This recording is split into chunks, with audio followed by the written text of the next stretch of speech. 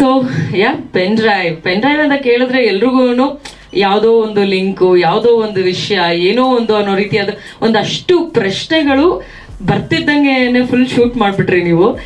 Basically ನನ್ನ ಪ್ರಕಾರ pen drive ಅನ್ನೋಂಥದ್ದು ಯಾವ ಹೊಸ ಸುದ್ದಿ ಅಲ್ಲ. ಪೆನ್ ಡ್ರೈವ್ನ ನಾವು ನಮ್ಮ ಏನಂತಾರಲ್ಲ, ನಮ್ಮ ಪ್ರತಿಯೊಂದು ಜೀವನದಲ್ಲಿ ಯಾವ್ಯಾವ ಗುಡ್ ಮೆಮೊರೀಸ್ ಇದೆಯೋ, ಮೆಮೊರೀಸ್ನ ಸೇವ್ ಮಾಡ್ಕೊಳ್ಳೋದಕ್ಕೆ ಬಹಳ ವರ್ಷಗಳಿಂದ ನಾವು ಯೂಸ್ ಮಾಡ್ಕೊಂಡು ಬಂದಿರುವಂತಹ ಒಂದು ವಸ್ತು.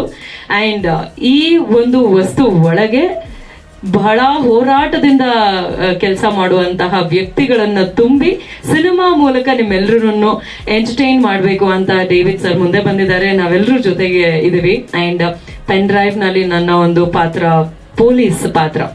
ಇಷ್ಟು ಮಾತ್ರ ಹೇಳ್ತೀನಿ, ನಾನು ಬೇರೆ ಏನು ಹೆಚ್ಚು ಹೇಳಲ್ಲ. ಯಾಕೆ ಅಂತಂದ್ರೆ ಮುಂದೆ ನಾವಿನ್ನು ಶೂಟಿಂಗ್ ಶುರು ಮಾಡಿಲ್ಲ, ನಿಮ್ಮ ಹತ್ರ ಮಾತಾಡ್ಬೇಕು ಅಂತಂದ್ರೆ ವಿಷಯಗಳಿರ್ಬೇಕಲ್ವಾ. ಸೊ ಹಾಗಾಗಿ ಒಂದು ಒಳ್ಳೆ ಪೊಲೀಸ್ಗೆ ಕೆಲಸ ಮಾಡಬೇಕು ಅಂತ ಅಂದಾಗ ಯಾವ್ಯಾವ ರೀತಿಯಾದ ಕೇಸಸ್ ಬರುತ್ತೆ, ಯಾವ್ಯಾವ ರೀತಿಯಾದ ಕಾನ್ಸಿಕ್ವೆನ್ಸಸ್ನ ಅವರು ಫೇಸ್ ಮಾಡ್ತಾರೆ, ಯಾವ ರೀತಿಯಾಗಿ ಈಗ ಪ್ರಾಬ್ಲಮ್ಸ್ ಬೇರೆ ಮಾಮೂಲು ಜನಕ್ಕೆ ಮಾತ್ರ ಬರಲ್ಲ, ಪೊಲೀಸ್ ಅವ್ರಿಗೂ ಬರುತ್ತೆ. ಸೊ ಅವ್ರಿಗೂ ಪ್ರಾಬ್ಲಮ್ಸ್ ಬಂದ್ರೆ ಯಾವ ರೀತಿಯಾದ ಪ್ರಾಬ್ಲಮ್ಸ್ ಬರಬಹುದು ಅನ್ನೋದನ್ನ ನೀವು ಸಿನಿಮಾದಲ್ಲಿ ನೋಡಬಹುದು.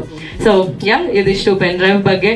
ಸೊ ನನ್ನ ಪ್ರಕಾರ ನಾವು ಯಾವುದೇ ಟೈಟಲ್ ಇಟ್ಕೊಂಡ್ರು ಕನ್ವೆ ಮಾಡೋದು ಎಂಟರ್ಟೈನ್ಮೆಂಟ್.